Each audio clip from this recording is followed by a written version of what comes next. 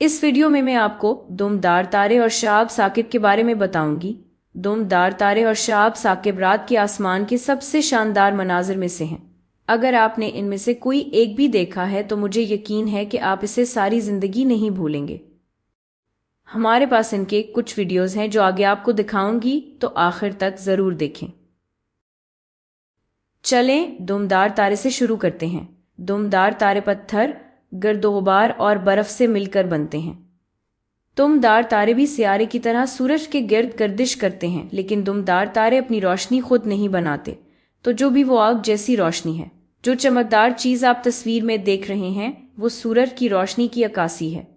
جیسے چاند سورج کی روشنی کو واپس بھیجتا ہے، یہ بھی سورج کی روشنی کو واپس بھیجتے ہیں۔ شہاب ثاقب پر ایک جگہ ہوتی ہے جسے نیوکلیس کہتے ہیں، اور اسی جگہ پر شہاب ثاقب کا زیادہ تر وزن ہوتا ہے۔ شہاب ثاقب کے ساتھ ایک بڑی سی دم جیسی چیز ہوتی ہے جو اس کے پیچھے نظر آتی ہے، اور اسی کو شہاب ثاقب کی دم کہا جاتا ہے۔ اس دم کو گیس تیل کہتے ہیں کیونکہ یہ گیس سے بنی ہوتی ہے، اور اس دم کو ڈسٹ تیل کہتے ہیں کیونکہ یہ گرد و غبار سے بنتی ہے۔ اگر آپ شہاب ثاقب کا مدار دیکھیں تو وہ گول نہیں ہوتا، بلکہ کافی پھیلا ہوا ہوتا ہے، اور اگر آپ اس خاکے کو غور سے دیکھیں تو آپ کو دم کا رخ نظر آئے گا۔ دم کس طرف اشارہ کرتی ہے؟ دم ہمیشہ سورج سے دور کی طرف اشارہ کرتی ہے، ٹھیک ہے؟ ہر جگہ سورج سے دور۔ ایسا کیوں ہوتا ہے؟ دراصل دم سورج کی حرارت کی وجہ سے بنتی ہے۔ سورج کی حرارت شہاب ثاقب پر موجود برف کو پگھلا دیتی ہے اور شہاب ثاقب کی دوسری چیزوں کو بخارات بنا دیتی ہے، اسی سے دھول اور برف کی دم بنتی ہے۔ لیکن دم سورج سے دور کیوں ہوتی ہے؟ اس کی وجہ یہ ہے کہ سورج سے ایک خاص قسم کی ہوا نکلتی ہے، ایک طرح کا دباؤ ہوتا ہے جو اس ہوا کی وجہ سے بنتا ہے۔ تو چھوٹے چھوٹے ذرات دباؤ سے باہر کی طرف نکلتے ہیں، اور یہی ہوا ہے جو دم کو دباؤ سے دور لے جاتی ہے۔ یہ بالکل ایسے ہی ہے جیسے کوئی جھنڈا یا ونڈ ساک ہو۔ آپ اس ویڈیو میں دیکھ سکتے ہیں، آپ ونڈ ساک کو ایک خاص رخ میں اڑتا ہوا دیکھ سکتے ہیں، تو آپ کو پتہ چل جاتا ہے کہ یہ ہوا کا رخ ہے، ٹھیک ہے؟ یہ ونڈ ساک اسی رخ کی طرف اشارہ کرتا ہے جس طرف ہوا جا رہی ہو۔ اسی طرح تیل، ڈسٹ تیل اور گیس تیل، یہ سب سورج سے دور کی طرف اشارہ کرتی ہیں کیونکہ سورج سے نکلنے والی ہوا کا رخ بھی سورج سے دور ہوتا ہے۔ اب زمین کہیں یہاں پر ہے، تو شہاب ثاقب کا مدار بہت بڑا ہوتا ہے،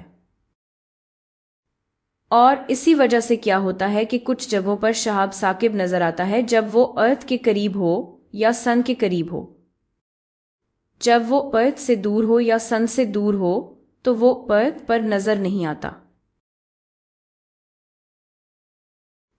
تو ان بڑے آربٹس کی وجہ سے دمدار تارے کو اپنا ایک پورا چکر مکمل کرنے میں بہت زیادہ وقت لگتا ہے۔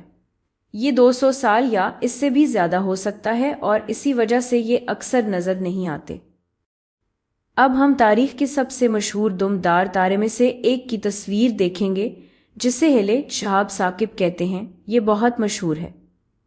مورخین نے اسے 1000 سال سے بھی زیادہ عرصے تک بار بار ریکارڈ کیا ہے۔ دلچسپ بات یہ ہے کہ ہیلز شہاب ثاقب کو 1910 میں دیکھا گیا، پھر 1986 میں، اور اب یہ 2062 میں نظر آئے گا۔ دلچسپ بات یہ ہے کہ 2 بار نظر آنے کے درمیان گیپ ہمیشہ 76 سال کا ہوتا ہے۔ ہر 76 سال بعد یہ ارتھ کی سطح پر نظر آتا ہے، اور 76 سال کا یہ نمبر اس لیے ہے کیونکہ اسے سن کے گرد ایک پورا ریولوشن مکمل کرنے میں 76 سال لگتے ہیں، اور اسی لیے یہ 76 سال بعد دوبارہ اسی جگہ آ جاتا ہے اور ہم اسے ارتھ سے دیکھ سکتے ہیں۔ ہیلز شہاب ثاقب ان دمدار تارے میں سے ہے جنہیں آپ اپنی زندگی میں 1 یا 2 بار حقیقت میں دیکھ سکتے ہیں، اور یہ کافی خاص بات ہے۔ زیادہ تر دمدار تارے تو 300 سال بعد، 400 سال بعد نظر آتے ہیں۔ تو بہت زیادہ امکان ہے کہ ہم اپنی پوری زندگی میں انہیں ایک بار بھی نہ دیکھ سکیں۔ اب میں آپ کو ایک اور بہت ہی خوبصورت شہاب ثاقب دکھاتی ہوں، بہت خوبصورت، جسے دیکھنا بھی اچھا لگتا ہے۔ اس کا نام ہے شہاب ثاقب نیووائز۔ یہ 2020 میں دیکھا گیا تھا اور یہ رہی اس کی ایک ویڈیو۔ کمال ہے نا؟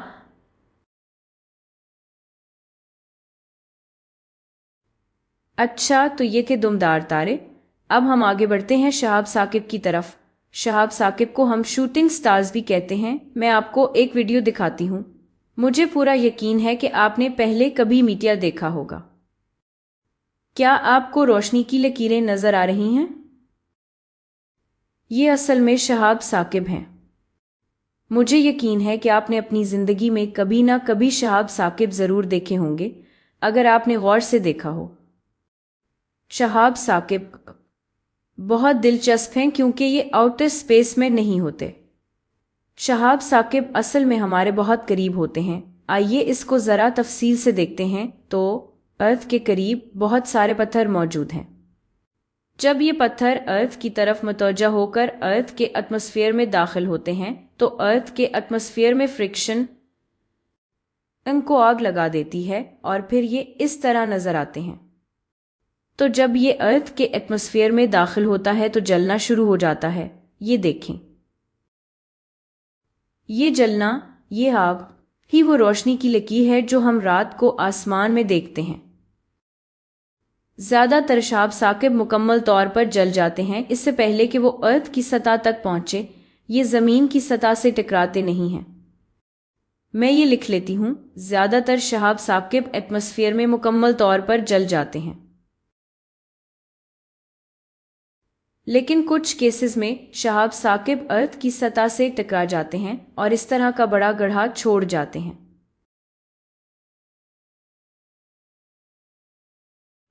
ارتھ کی سطح پر کافی سارے گڑھے ہیں جو شہاب ثاقب کی وجہ سے بنے ہیں۔ اب وہ شہاب ثاقب جو ارتھ کی سطح سے ٹکراتے ہیں انہیں میٹیورائٹس کہا جاتا ہے۔ یہ گڑھے بنا سکتے ہیں اگر یہ کافی بڑے ہوں۔ کبھی کبھی یہ بہت چھوٹے ہوتے ہیں جیسے ایک چھوٹا کنکر اور وہ گڑھا نہیں بناتے، لیکن اگر یہ کافی بڑے ہوں اور زمین پر گرے، سمندر میں نہ گرے، تو یہ گڑھے بنا سکتے ہیں۔ اب آپ کا سوال یہ ہو سکتا ہے کہ اگر آپ یہ کہتے ہیں کہ یہ میٹیور نے بنایا ہے تو پھر میٹیور کہاں ہے یا میٹیورائٹ کہاں ہے؟ مجھے یہاں کوئی پتھر نظر نہیں آ رہا۔ ٹھیک ہے، اصل میں ہوتا یہ ہے کہ یہ جلتا رہتا ہے، یہ جلتا رہتا ہے۔ خیر، یہ میرا طریقہ ہے آگ دکھانے کا، شاید تھوڑا عجیب لگے، لیکن یہ جلتا رہتا ہے اور آخر میں مکمل طور پر ایویپریٹ ہو جاتا ہے اور اس گڑھا میں کچھ گرد و غبار رہ جاتی ہے، لیکن اصل میں میٹیورائٹ مکمل ایویپریٹ ہو کر ختم ہو جاتا ہے، اسی لیے آپ کو وہاں میٹیورائٹ نظر نہیں آتا۔ میٹیورائٹ کی ایک مثال مہاراشٹر میں لونا لیک ہے۔ یہ جھیل، یہ کریٹر میٹیورائٹ کے گرنے سے ہزاروں سال پہلے بنا تھا اور پھر کسی وقت پانی اس میں آ گیا اور یہ بھر گئی، اس لیے آج یہاں جھیل ہے۔ دلچسپ ہے نا؟ اچھا، اس ویڈیو کے لیے بس اتنا ہی، شکریہ۔